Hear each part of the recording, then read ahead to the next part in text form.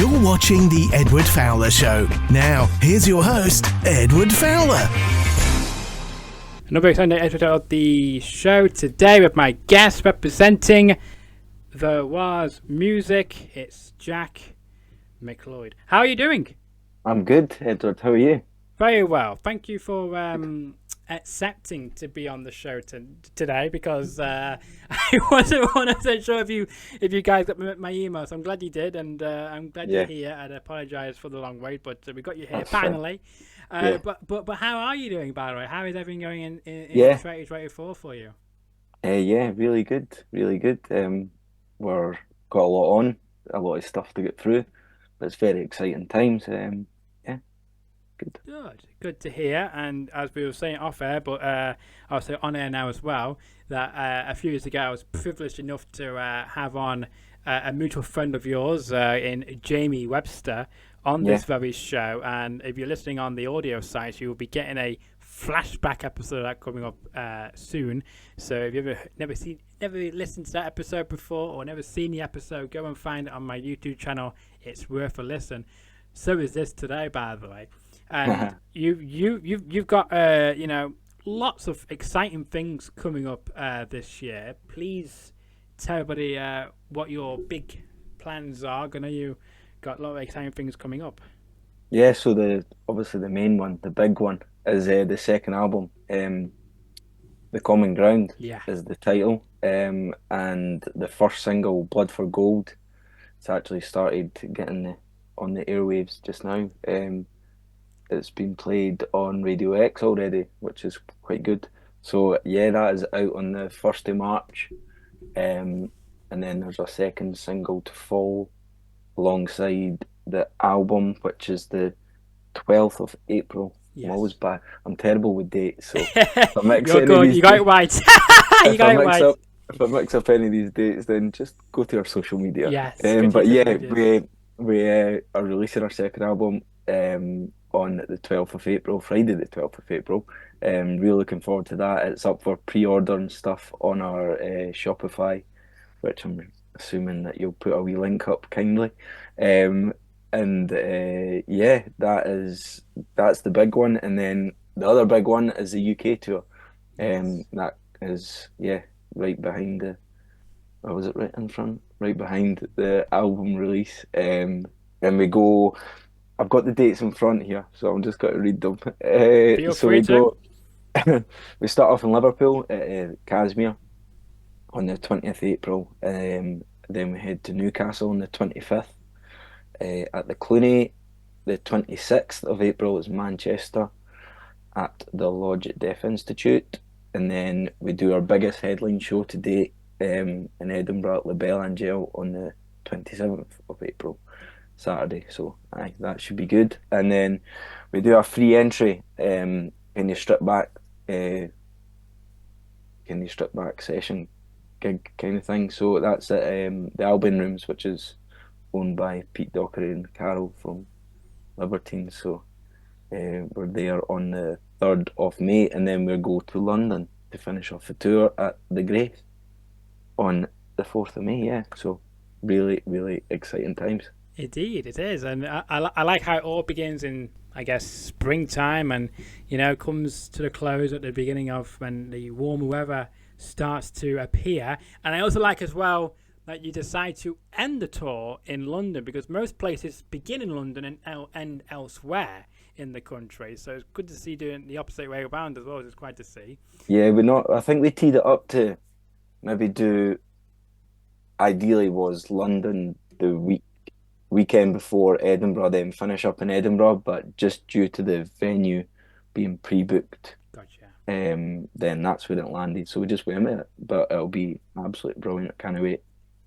Yeah, no, absolutely. I can't wait, and I wish you guys all the best with the tour, and I'm sure the fans cannot wait to hear and breathe your music and to see what new. As you say, you got a new single coming out, you got a new, album coming out as well. So I'm sure people tends to see if you get to play any of those songs, as well as your most famous songs on the tour as well. Yeah, it's a mix of both. We're rehearsing 11 of the 12 tracks. so we always like to keep one in the bag, just in case. Yeah, just more like special occasions. You don't want to burn them all out, kind of thing. So we'll keep the slower one. Well, slower. Yeah, it's more laid back. So we'll keep that one in the bag, and then we'll probably play 5 or 6 for the first record. Yeah. So, it's good. Really exciting. We're doing a lot of rehearsing for it just now, on top of all the other stuff that comes with it. Yeah, no, absolutely. And you mentioned about your album coming out on April the 12th, The Common Ground. I also like the fact that it's going to be on vinyl as well. Yes. Because there's been a big boom in vinyl over here. And it's good to see you guys deciding to release it on vinyl as well. It's very cool. How does that work? How did that work for you guys to get on vinyl? Because I know there's many, vintage albums being pulled back onto vinyl. So was it quite an easy process compared to other means of getting your album out there, or was it quite complex process? So I don't actually know the ins and outs. We're actually due to go to the factory where it's getting pressed, which is the first vinyl pressing factory in Scotland, and believe it or not, it's 5 minutes from our house. That's even perfect. It's worked out absolutely perfect. Yeah. So yeah, that's in McMurray.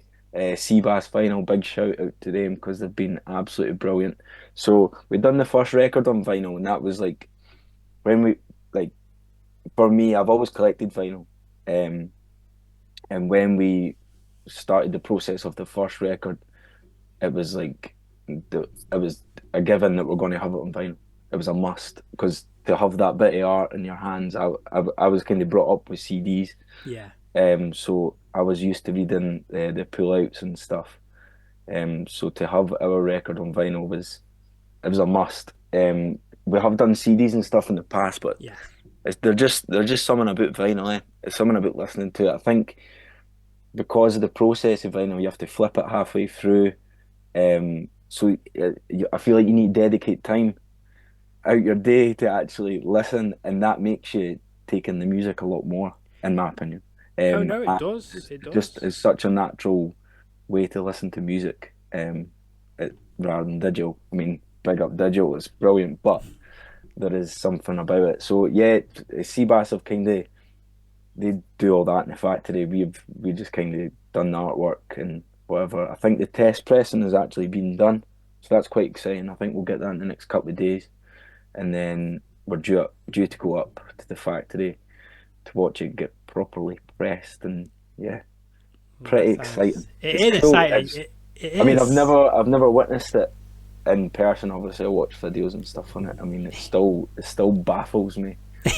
Little flimsy needle brings out this lovely sound. Well, hopefully it's lovely. It will be lovely. But the great thing you mentioned about the comparison as well, because like with CDs and other means of getting to listen to your track on a vinyl, the sound is apparently the sound quality is much better than it is on a CD or via streaming. It's got a very different tune, doesn't it?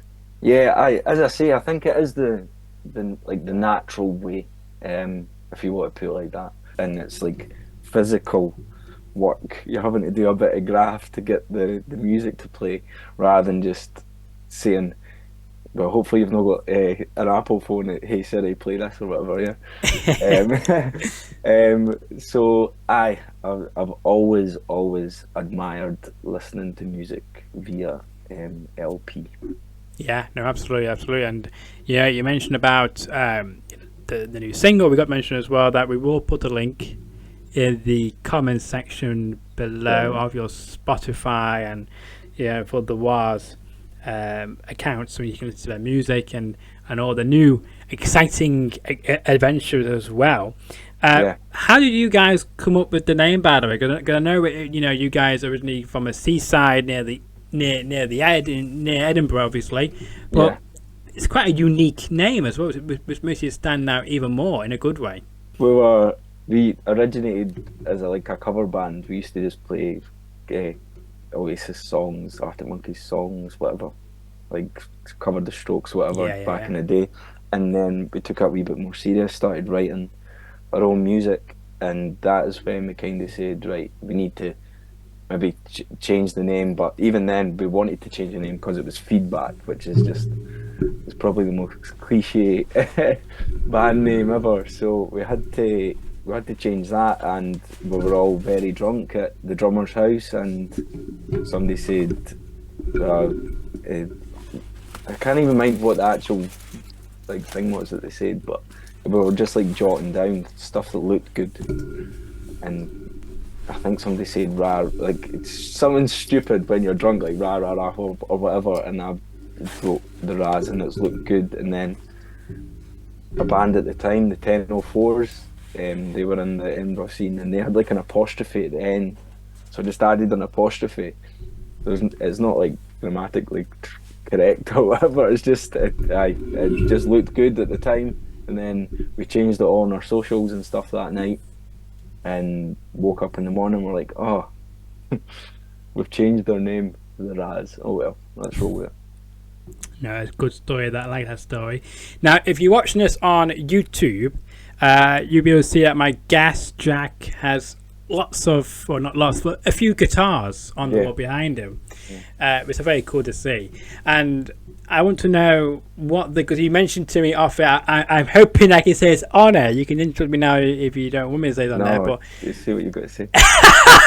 all I was going to say was, you told me off air that this is for your recording studio. Yeah. And you got some great guitars on the wall there. And what do those two particular ones on your left-hand side, I think it is, mean to you the most? Believe it or not, these are both stolen. Okay. So that one is our old bass player who he now works on Disney Cruise Lines. Wow. So he does not need that. So I took it off his hands, and he will never see it again. Sorry, Andy. This one. So my brother was pretty much the guy that got me into music, took me to my first gigs, blah blah blah. Always gave me his, no hand-me-downs, but always let me tamper about with his CD collection back in the day. And he bought guitars and thought he could play guitar, but he couldn't. Oh no. And he now can't. So this was one of the ones that he bought, and it's now mine.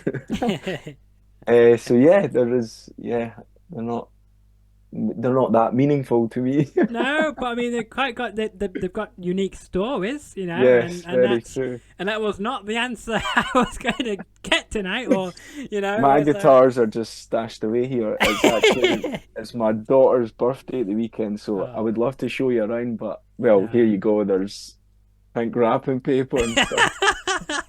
So it's not that beautiful currently to show you around, but yeah, there you go. But I will say to you though is happy belated birthday to your daughter. I hope you have a great day as well. Thank you. But no, absolutely fine. But no, great stories behind those two great meaningful guitars, which have nothing to do with the Rahs or with Jack at all. I mean that guitar, this one here is probably featured on quite a lot of the tracks. Yeah. Well, actually, it's not, because we recorded all the bass lines, but our older tracks, like our first versions of stuff, like that would have been the guitar that recorded the original Time Is Now, I think. Yeah, I'd be probably telling lies if I went any further. So yeah, that could be the guitar. That could be the guitar. Now that is the guitar. Yeah, let's go for that. Yeah, let's go for that. Would your friend be entitled to some, I guess, royalties from that guitar? I guess. Nah, don't mention that. Okay. I just thought I'd throw that out there. Funny. Nah, sorry, that's funny. You can keep that in. Don't worry. He's not bothered. Thank you. I try my best to bring entertainment. The funny thing is, he's probably more loaded than any of us. So right. Yeah, so he doesn't need the money then, does he? He does it. It's buttons anyway. Fair enough. Fair enough. Ah, funny. But no, tell us about your friendship with Jamie Webster. How did that all start? And you know, can we ever see you two, well, you guys collabing as well? Because you know, I mean, I would love that. Unfortunately, we never got to actually like proper sit down and have a chat. It was very, very busy backstage. He was pretty much just off the stage at Barrowlands.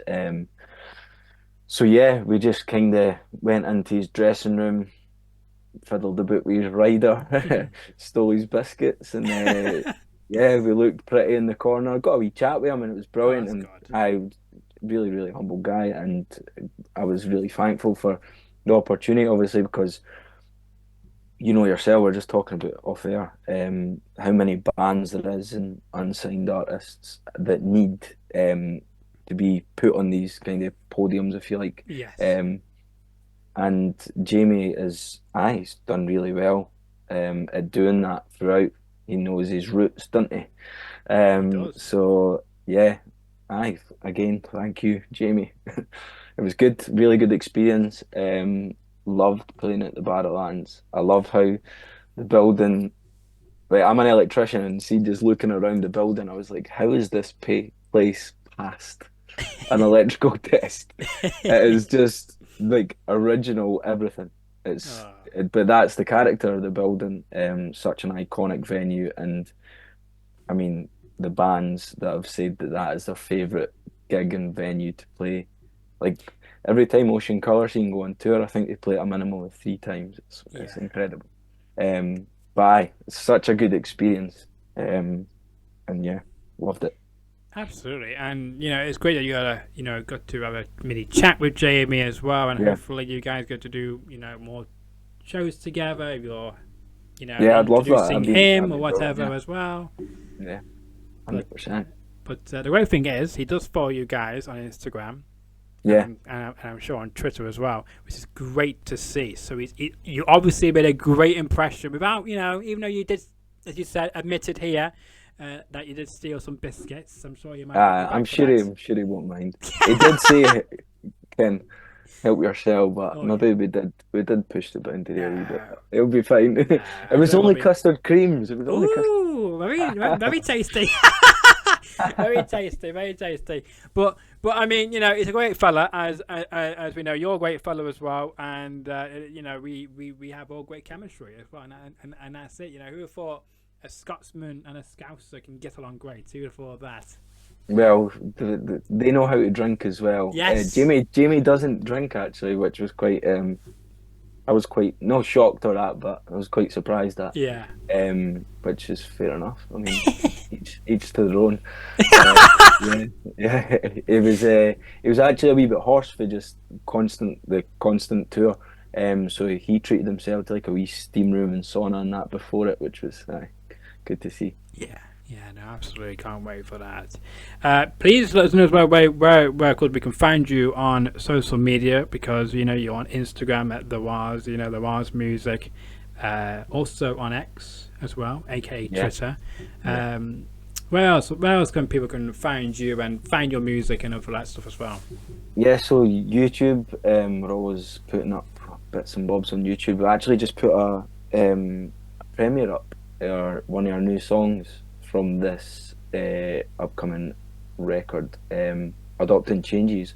So it was like not stripped back, but it's like just a live version from the rehearsal room, which was good to do. So that's went up and it seems to be doing alright. So yeah, get yourselves on that. That's the last update on YouTube.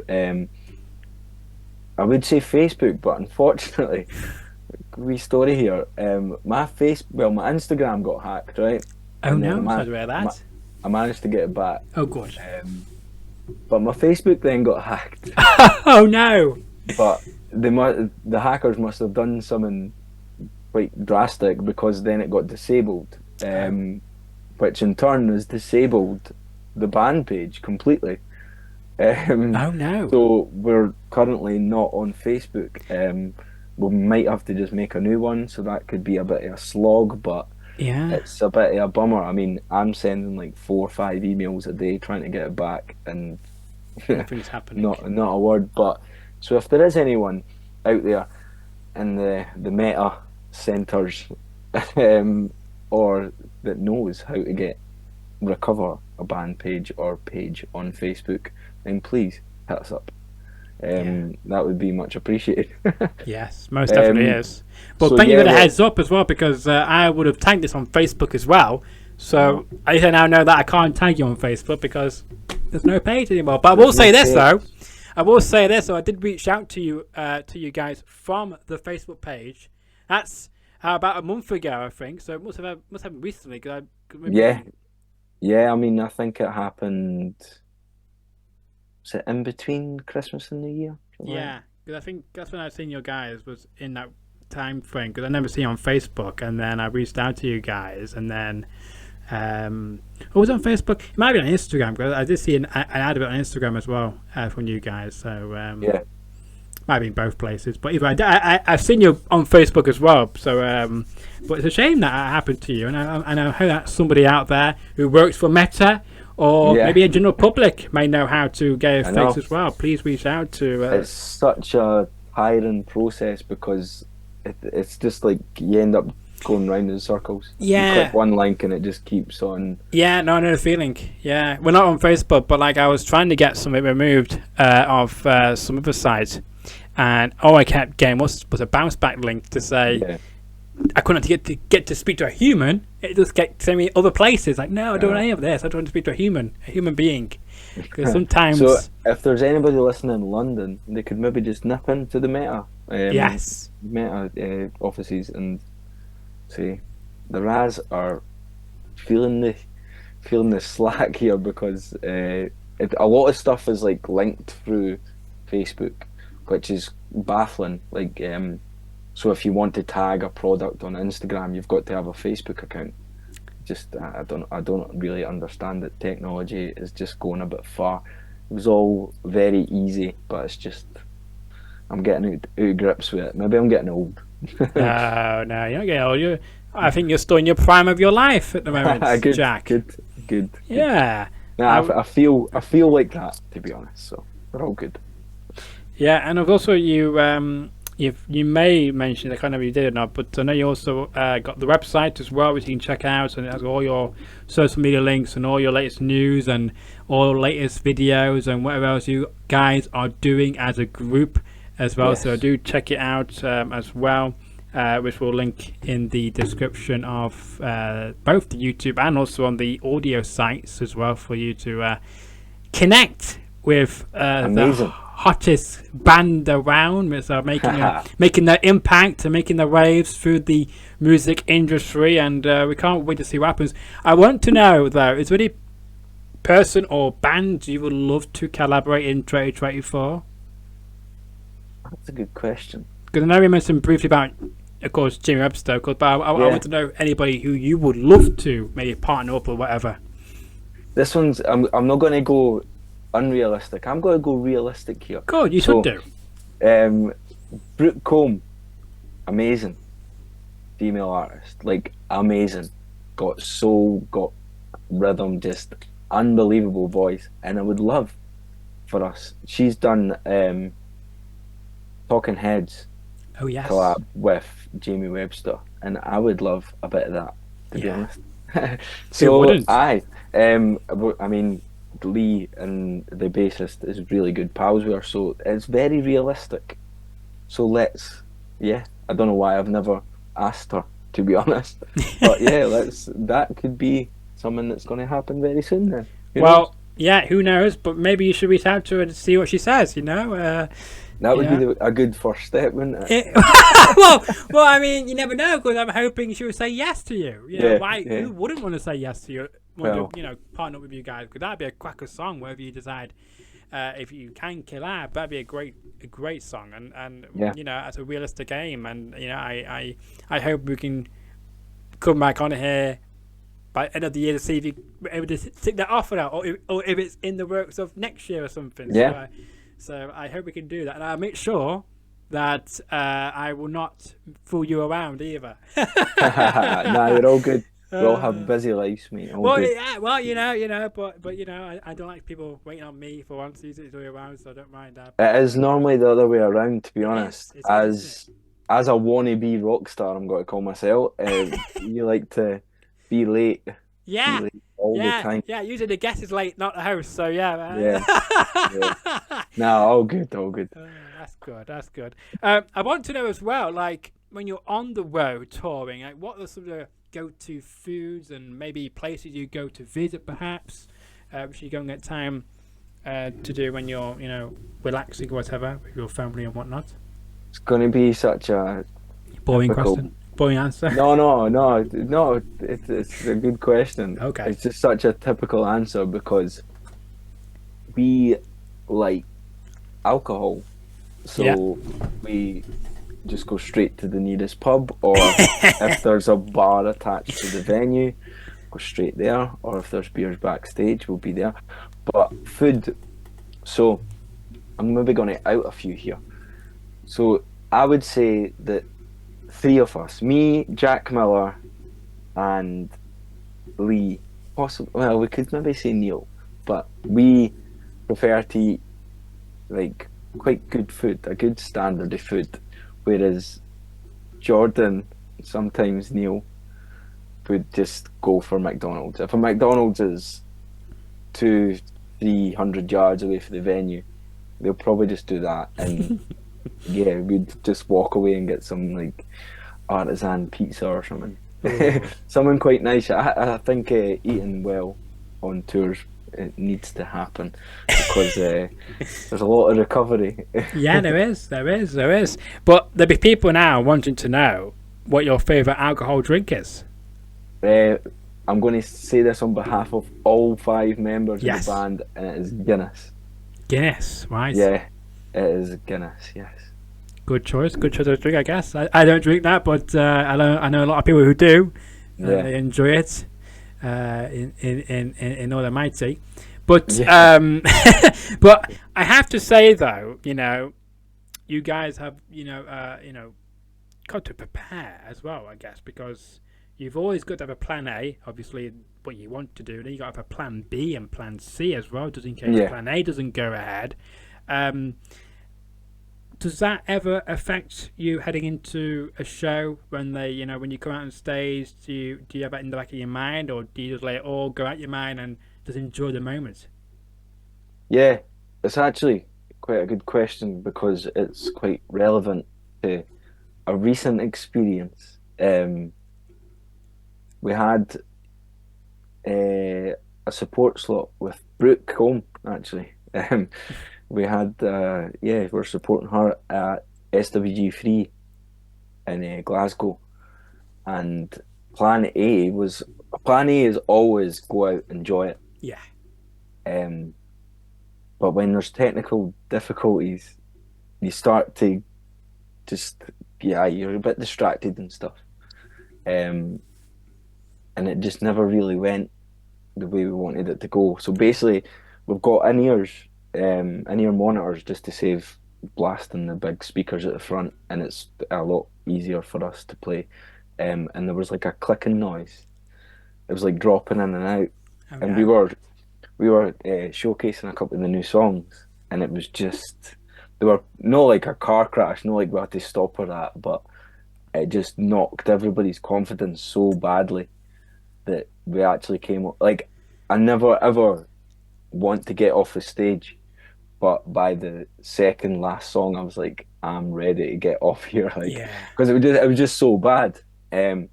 So plan A was obviously go out and enjoy it, but plan B was like, just get through this, which is never ever a good thing when you're in the spotlight. But yeah, I mean, it is what it is. We got through it, and hopefully it never happens again, but I'm pretty certain it will, because I mean, some things are unavoidable.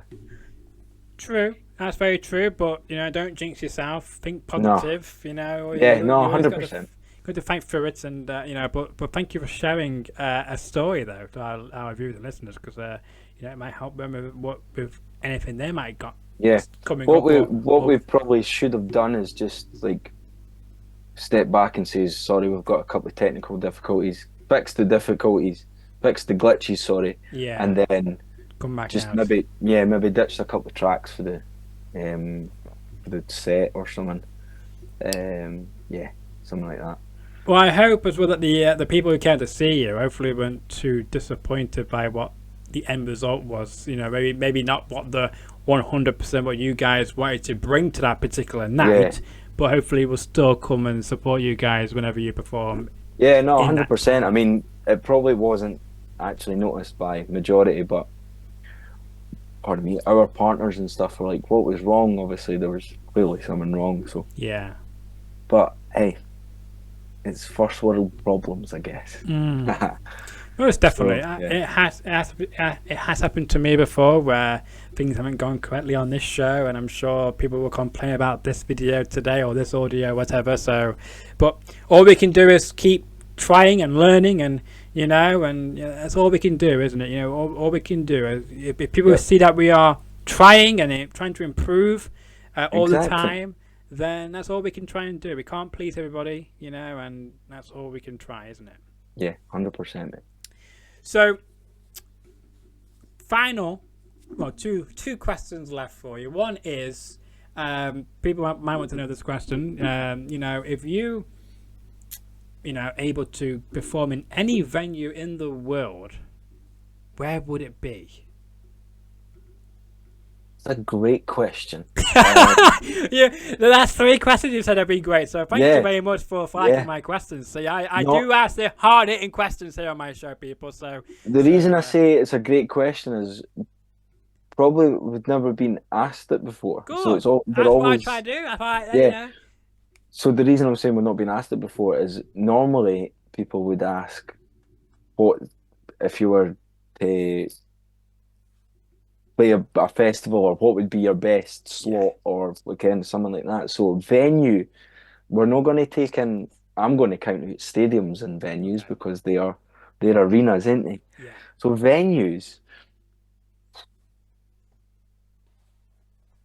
It could be anywhere in the world, by the way. It could be anywhere. I've kind of just.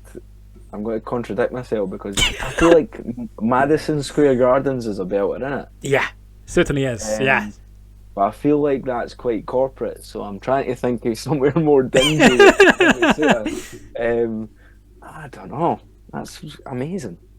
Good question. It's got me thinking. Good. That's what I like to do, because I don't like asking this, you know, the repetitive questions that you may get asked on many different shows or whatever. I like to, you know, spice it up a bit. And another guest of mine, while you're thinking, another guest of mine was on the show last year, and he was saying that he usually prepares all his answers because he knows what the questions are going to be every time. But when he came on my show, he was quite shocked that he had to throw all that away because I did not ask any single question that he used the answers. So it's quite good.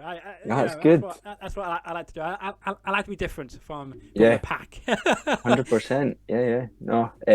Well, I would honestly have to sit and think about this, but I'm just thinking of a couple, like, Feel free to shout more on one, you know. So, like, what I found inspiring was how Stone Roses done Blackpool Ballroom. Oh yeah. So that could be one. Or I've watched and bought a lot of live DVDs that were at Brixton. Oh yeah. I'm sure the Fratelli's one was at Brixton. Or maybe I'll go closer to home and just. But see, I would, if we hadn't played the Barrowlands, I would definitely say the Barrowlands. Yeah. I would probably 100% say the Barrowlands. We've ticked that box. We ticked that box over there. That's good on you, by the way, for completing that. That's a good question. Good question. Thank you very much. On that note, so we'll say that you've chose Madison Square Garden and the Blackpool venue and the Brixton venue. Yeah. You should post it on your social media. When you have a good thought about it, you should post it and see if you get to achieve that down the road. Yeah, here's hoping we'll tag them in. Yeah, exactly. Tag him in. Yeah, there you go. That's what for you to do. I can say, oh yeah, I know where you got that idea from. Right here on the show. But on that note, I will say this: who else would you suggest to come on this show after you? Of course, we won't keep them waiting as long as I did with you by mistake, obviously. But who would you suggest to come on this show after you? After the Rahs being on this very secret show. Who would I suggest? I would suggest the Neil Maltz Boys would be good. St. Phoenix Boys, or Better Waves. Better Waves are good lads. I want to say one more. The Chase. They're fun lads. Well, thank you for the four suggestions. Yes, thank you very much for the four suggestions. I'll try my very best to reach out to all those four you've mentioned and see if you may see them on this very show, Jack, as well. So you never know. But we'll give you a shout out as well, and feel free to again let us know where we can find your great band, and maybe even yourself or your band members on social media. And of course, I will link your band and the Spotify on the description of the YouTube video, and as well the audio version of the show as well. Amazing, yeah. So we're pretty much the same on all platforms, which is the Rahs Music, the RAHS Music.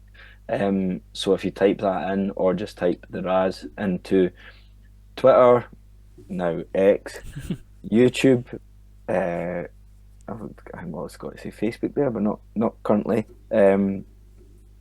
Instagram, and our website, which is currently getting a bit of TLC, so it might be in maintenance mode, but it's therahs.co.uk.